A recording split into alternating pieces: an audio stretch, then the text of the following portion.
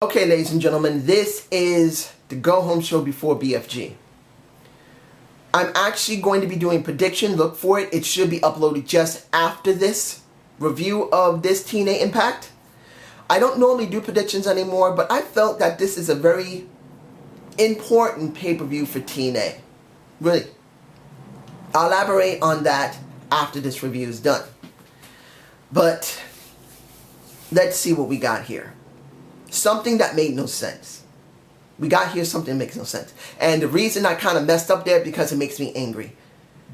Muhammad Shira versus Storm in a no DQ match now. Why? I don't understand. I got myself angry right there. Why would you do something that should be left for Bound for Glory? I mean, they could have enough room on the show for this. It isn't that bad that they could just squeeze that in there. It wasn't that long. And Shira won, and the former Evolution helped. But, not Evolution, Revolution. The Storm Revolution. I'm sorry, I'm getting... it makes me angry to think about this. I'm just saying, Muhammad Shira should have had a better payout and should have been done on Bound for Glory. Because they are showing something. Next. The triple threat match of Chompin, Ion, and Lee. I can't pronounce the guy's Chompin's name. Whatever, I can't pronounce it. If he's new, he ain't gonna be seen much because he's in the X division. And the only reason Lee won is because of the match that is going to happen at BFG. It's sad to see that Ion shouldn't have won. People wanted to see Zima Iron win, but they decided to let Lee win because they're doing something at BFG and they need to build it up. The Dollhouse versus the Beautiful People Light. The only reason I'm saying Light is because the Light one person, because by this time, if you did see the interview that the Beautiful People did before the match, Angelina Love has got an arm sling which is conveniently positioned right near or over the spot where her belly will begin to expand. Now, of course, even if there's no big belly yet, she's out due to the fact she's pregnant. We all know this. And when it comes down to it, that's what we got. This felt half-assed.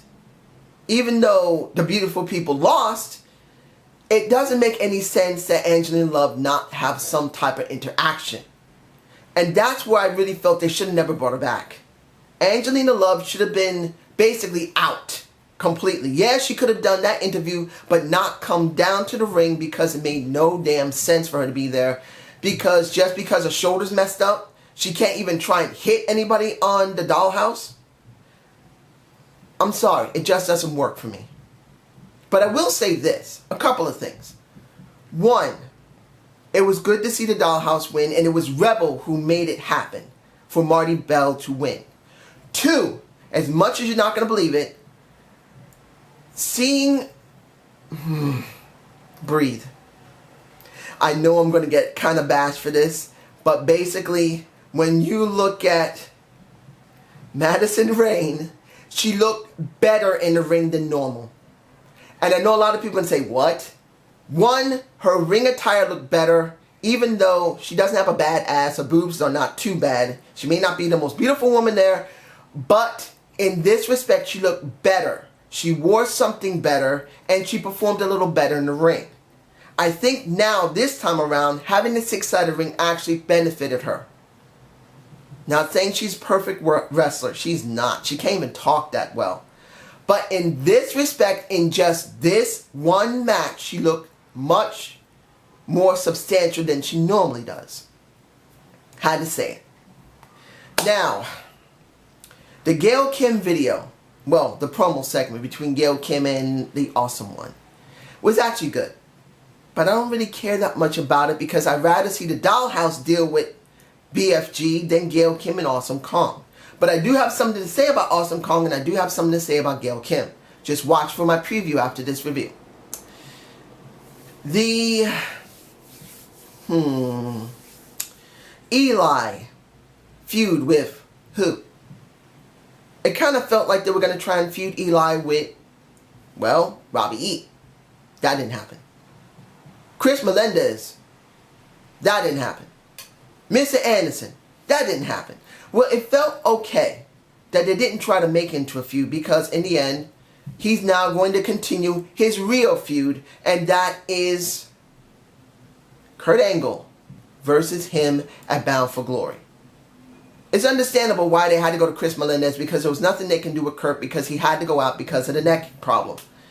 But it is good to see that they kind of ended Chris Melendez with this.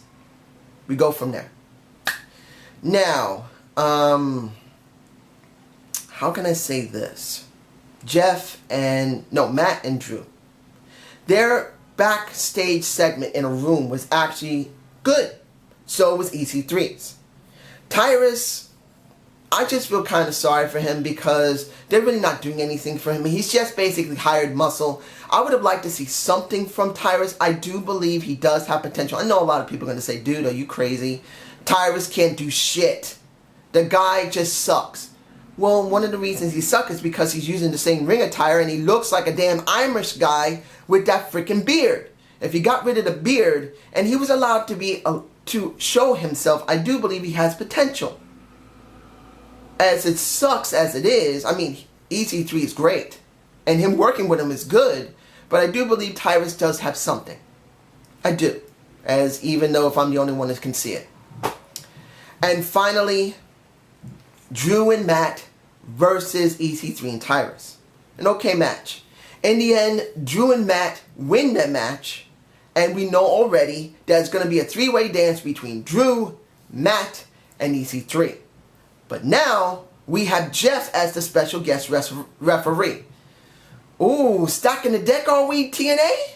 I think I might use that title, because that's what it is. Because they're going to be in Charlotte, North Carolina, baby, which I've never been to. I've only been to, what was it, Virginia, Busch Gardens, Williamsburg, Virginia. That's the farthest I've ever gone in my life. I need to travel, frack. But you get my point. This does seem like they're telegraphing it. You're going to be in Charlotte. You're letting Matt be in the main event. You're letting Jeff be the special guest referee. It kind of transmit and telegraphs what probably will happen. Am I totally disappointing?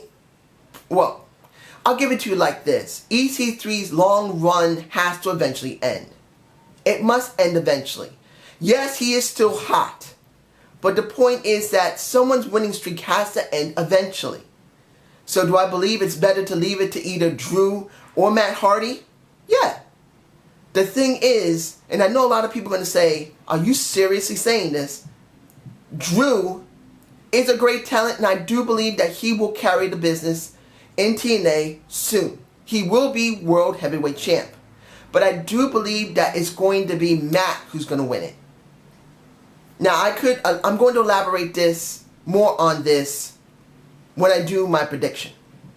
But I do believe that when it comes down to it, this wasn't a bad show. It did promote some of the matches. It was kind of stupid to have Angelina Love there when she absolutely could not do a damn thing because she is pregnant and they should never let her go out there. And the Zima Ion Chalman and I don't even know if I'm pronouncing the name, Champa, whatever, with Lee was superfluous because Lee should never had to have that match. They should have left it out. They could have promoted it better by letting the GFW guys talk in a promo segment instead of just letting one of the guys be in a match. That's the way I feel about it. And that's the end of this review. Please give me a comment below. Watch for my prediction. Like I said, I don't usually do them often, but I will do this one. Have a good day and have a good night. Peace!